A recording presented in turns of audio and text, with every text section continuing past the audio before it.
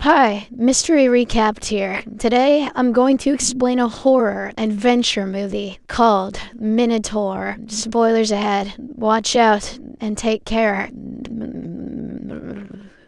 The movie begins with a narration about how, in ancient times, a kingdom was ruled by a dark empire whose people worshipped the bull as a god. However, as the kingdom expanded, so did its rulers' desire for luxury and power. As a result, some officials devised a horrific plan. The queen should mate with a bull to create the perfect being. Maybe if by perfect being you mean a dead queen. The queen, driven by ambition, agreed to the plan and eventually became pregnant. The creature grew inside of her for 13 months before her belly was cut open. She lost her life in the process, but gave birth to a monstrous hybrid of man and bull called the Minotaur. The population then began to worship the Minotaur as their god, which strengthened their empire even further. However, as the beast matured, so did his insatiable appetite for flesh and blood. As a result, he was kept locked in a labyrinth to avoid causing any trouble. The kingdom men invented a story about the queen's firstborn son being killed by local villagers. They also devised a punishment in which 8 young people from the village are sacrificed to the Minotaur once every 3 years. Following this, the scene cuts to the village, where the locals are terrified because the sacrifice time has arrived. We then see our protagonist, Theo, who is the son of the village chief. As he and his best friend, Danu, guide their sheep, they notice a leprous seer, whose arrival means ill news. Later, Theo meets with his father and discusses what he saw earlier. He is also upset that his lover, Theon, was taken in the last sacrifice. He admits that he still misses her, but his father urges him to move on. The next morning, Theo notices some wolves approaching his sheep to attack them. He rushes to their rescue, but one of them ends up getting killed. Theo then chases the wolves and soon arrives at a mysterious cave where he finds the leprous seer waiting for him. The seer is wearing a broken amulet, which shocks Theo because it belonged to his lover, Theon. It turns out that when they were taking her away, she dropped the amulet, which broke into 2 pieces, one meant for her and the other for Theo. The seer then reveals that Theon is still alive and has been kidnapped inside the castle. Theo thinks she's bluffing, but she insists she's speaking the truth. She also reveals that in order to save Theon, he must first kill the beast. Upon returning home, Theo speaks with his father and informs him about what the seer said. However, Dad dismisses it as lies and accuses the seer of manipulating Theo. He says that the Minotaur is a god and cannot be killed by an ordinary human. He advises Theo to focus on saving himself so that he can become the next village leader and have children. However, Theo responds that the person who is supposed to bear his children is gone. In the evening, some royal soldiers arrive to apprehend the young people for the sacrifice. They begin to wreak havoc and violently drag away many villagers. Meanwhile, Theo watches the scene from afar and is unable to forget what the seer told him. He imagines his beloved Theon waiting for him to save her, so he rushes up to one of the captured women, frees her, and then takes her place. In the next scene, we see the captives locked in an iron cage, and the group includes Danu, Morna, Didi, Vina, Zico, Tyro, and Non. They are all shocked to see Theo among them, as he is the village leader's son and is not supposed to be here. When asked about his intentions, Theo reveals that he plans to kill the Minotaur, but just like his dad, his friends also argue that the Minotaur is a god and a normal human isn't capable of killing him. Shortly after, the group is brought to the Great Castle, where they are taken before King Deucalion and his sister Raphaela. We see that in the middle of the hall there is a deep labyrinth covered by large, thick iron bars. This is where the beast, the Minotaur, resides. Meanwhile, Deucalion thoroughly inspects the captives and picks Morna and Vina for the sacrifice. He shamelessly reasons that virgins are his favorites. Next, Raphaela approaches the girls and makes them inhale a gassed bull skull. This seems to hypnotize them, and Raphaela causes more damage by kissing them seductively. Deucalion states that their aroused flesh will taste better, and their god will be pleased. He then summons the Minotaur, who finally makes his appearance in the pit, causing the entire castle to shake. The girls are still hypnotized by the gas, and are ready to jump into the pit. However, Theo reacts quickly and stops them from doing so. He then begins fighting the soldiers, and Tyro also joins him. him, but in the end, the soldiers easily overpower and restrain them. This makes Deucalion very angry, so he orders the entire group to be thrown into a room. He then declares that he will sacrifice all of them at once. Afterward, the captives talk about why the Minotaur is imprisoned underground if he's a god. Tyro argues that it's because he's the god of the dark world, but Theo disagrees, stating that it's just a beast and nothing more. Meanwhile, Raphaela asks her maid to bring Theo to her chambers. It turns out the seer has already informed her of his impending arrival. Next, Theo is taken to Raphaela's chamber, where she places him on the bed and begins to seduce him. She even calls him by his real name, which shocks Theo since he hasn't disclosed it to anyone here. She tries to make love to him, but Theo rejects her and asks what she wants. Raphaela then begs him for his help to escape from the clutches of the beast. She also reveals that Theon is still alive and has been waiting for him. Before Theo can respond, Deucalion bursts into the chamber and scolds his sister for seducing such a lowlife. Theo tries to flee, but he is quickly knocked unconscious by the soldiers. Deucalion then hits his sister and threatens her, saying she will be fed to the Minotaur if she defies him again. He tells her that if she's so desperate, he will make all the soldiers and guards of the castle sleep with her. In the next scene, the captives are thrown into the labyrinth one by one through different entrances. Theo hears his friends screaming from nearby, but he can't locate them. Soon after, a loud roar is heard from a distance, and the captives quickly try to hide. This is when the beast makes his grand appearance. He quickly attacks Nan and kills her, horrifying the rest of the group. Meanwhile, Deucalion approaches Raphaela to apologize for his previous behavior. He then attempts to seduce her himself, saying she should bear his children. Raphaela is disgusted by his advances, but she has no choice but to comply with his orders. She is then taken to his chambers to sleep with him, but moments later, she runs away and stands in front of the pit. Raphaela states that she would rather sleep with slaves and lepers than bear his child. Deucalion tries to stop her and begs her not to do it, but Raphaela jumps into the labyrinth. Back in the pit, we see rats feeding on the remains of dead bodies. It turns out the labyrinth produces some kind of gas, which Deucalion had used on the girls earlier. Theo walks cautiously and soon hears what seems to be Theon's voice calling for help. However, it turns out to be a hallucination, and Theon is nowhere to be found. Theo instead encounters Morna, who tries to say something, but since she is mute, he doesn't understand her. Suddenly, they hear the screams of their companions and head towards the sound. They end up reuniting with Danu and Vina, who are searching for a way out. The group then moves forward and soon stumbles upon the remains of Nan, which freaks them out. They begin to scream like kids, but Tyro arrives with Zico and tells them to be quiet. Tyro reveals that he can hear the Minotaur approaching and decides to kill the beast himself. However, he needs someone to act as bait to lure him. Elsewhere, Deucalion is seen crying in front of the pit, pleading with the Minotaur to not harm his sister. He offers the beast many virgins and even newborn babies, but begs that Raphaela be released. Meanwhile, in the labyrinth, Theo serves as bait while the others hide and prepare to attack the Minotaur. To their surprise, they instead come across Raphaela, who is relieved to see Theo alive. She tries to convince the group that she is on their side, but no one trusts her. Raphaela claims that she knows a secret way out and that her maid will open the door for them, although the rest of the group is skeptical and suspects it might be a trap. Theo decides to believe her. Yonder nymph, half dazed upon mine pain, thou can't trust her. However, Vina calls Raphaela a witch and accuses her of enchanting Theo as well. She refuses to follow her and heads in the opposite direction instead. Raphaela asks Theo to stop her, but before he can act, the Minotaur suddenly appears behind Vina. He impales her with his sharp horns, killing her instantly. The sight horrifies the others, and they have no choice but to follow Raphaela for now. As the group moves forward, they soon come across Didi in an unconscious state, but Raphaela feeds her something, causing her to miraculously wake up. On the other side, Raphaela's maid is preparing to open the exit door, but she's eventually discovered by Deucalion. He accuses her of treason and executes her on the spot. Shortly after, the captives reach the exit door, and Raphaela calls out to her maid to open it. However, the door remains shut and no one responds from the other side. This puts everyone in a desperate situation, and the group begins accusing Raphaela of tricking them. They start banging on the door, but it only ends up attracting the Minotaur's attention. He arrives there in no time and brutally impales Zico. Seeing this, the others panic and scatter throughout the labyrinth. Theo, Danu, and Morna run in one direction, while Didi and Tyro head in the other, leaving Raphaela alone. A while later, Theo, Danu, and Morna come across a man named Tureg, who appears to have been living in the labyrinth for a long time. He reveals that he is has survived all this time by eating rats and insects. The man seems to have lost his mind, but still has valuable information about the place. He leads the group to a small opening between the rocks, where he hides from the beast. He also shows them a map he has made of the labyrinth. This makes Theo feel hopeful again, and he asks about Theon. When Tureg hesitates to answer, he becomes so angry that he begins shouting at him. Unfortunately, this summons the Minotaur, who soon arrives while knocking down several rocks. Theon is my main goal.